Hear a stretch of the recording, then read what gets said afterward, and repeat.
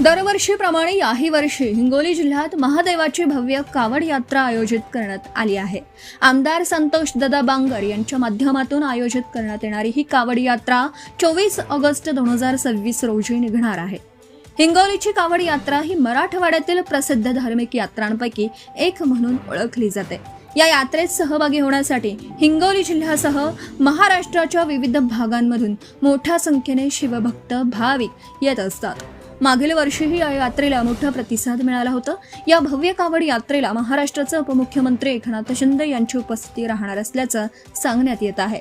त्यांच्या उपस्थितीमुळे यंदाच्या कावड यात्रेला विशेष महत्त्व प्राप्त झालं असून मोठ्या संख्येने शिवभक्त सहभागी होण्याची शक्यता आहे।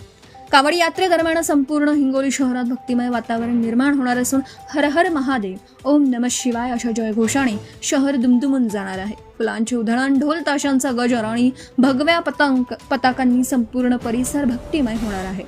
महादेवाच्या भक्तीने भारावलेले हजारो भाविक कावड घेऊन यात्रेत सहभागी होणार असून ही भव्य दिव्य यात्रा हिंगोलीच्या धार्मिक आणि सांस्कृतिक परंपरेचं दर्शन घडविणारी ठरणार आहे। हर हर महादेव। युवा शक्ती न्यूज लाईव्ह संपादक Rama Ghodekar, Hingoli. Subscribe now and press the bell icon. Never miss an update.